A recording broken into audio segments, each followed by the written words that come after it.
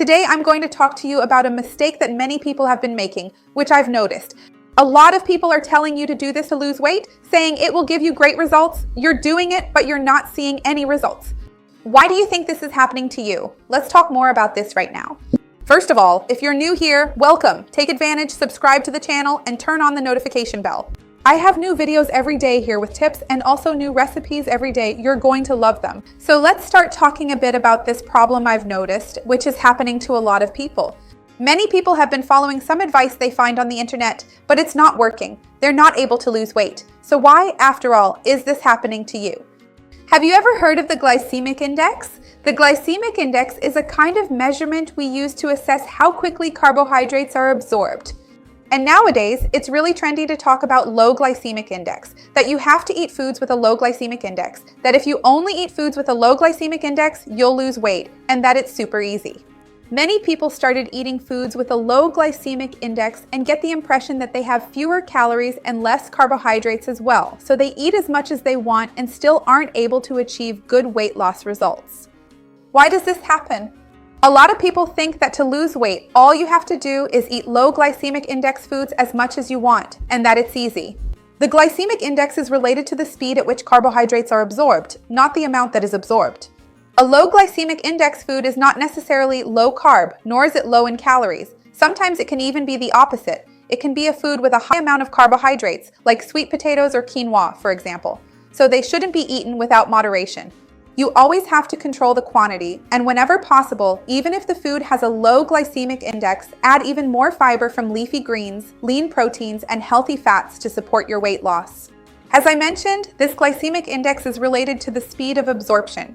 It is an index that ranges from 0 to 100. For a food to have a low glycemic index, it must score less than 55 on this scale. Medium is between 56 and 69, and high glycemic index foods are those that score 70 or above. So if you stop to think about it, how is this going to affect your weight loss? When we talk about weight loss, we usually talk about insulin. We talk about insulin spikes, about the accumulation of abdominal fat, because all of this is closely related to metabolic issues. So foods that are absorbed very quickly, that have more than 70 points on the glycemic index, enter your bloodstream very rapidly and send a signal to your brain, telling it that there is too much glucose in the blood and that it needs to store it. If you're not doing any physical activity that will use up this glucose, your body will secrete a lot of insulin to take this excess carbohydrate, this glucose that's in the blood, and store it specifically in the fat cells, which are the cells where we store energy. It's terrible, but that's how it works.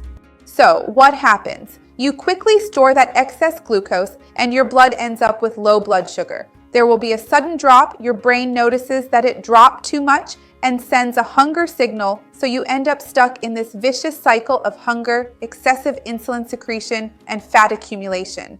Hunger, you eat a high glycemic index food, lots of insulin secretion, fat accumulation, and you start to gain weight.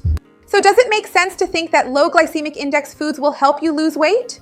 It totally makes sense. If you think about the metabolic aspect, about the fact that they will trigger less insulin secretion, and the variation in blood glucose will be smaller. It'll be more like a plateau, because there won't be such a big fluctuation, but we have to be very careful, because some foods have a lower glycemic index, but the amount of carbohydrates is really high. Let's talk about that right now.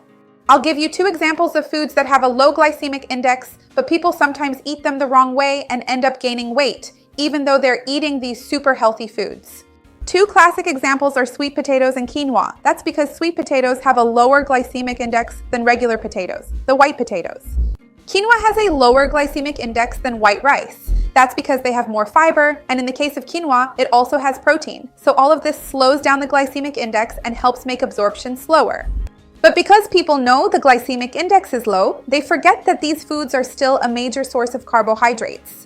So there are people who eat freely, thinking they can have a whole plate of boiled sweet potatoes. And sometimes they eat it plain. Sometimes they don't know how to balance it well with other foods. And there are people who, on the other hand, eat regular potatoes, but have them with chia, or with protein, or with lots of leafy greens. And if you analyze the glycemic load of the meal as a whole, considering the proportion of carbohydrates consumed, which is lower in some cases, and the variety of other foods that will help slow down the glycemic load of the meal, it may be that the overall combination is more beneficial in these cases. Now, if you pay attention and control the quantity, and if you combine these good foods with fiber, protein, and healthy fats, it becomes much easier to lose weight.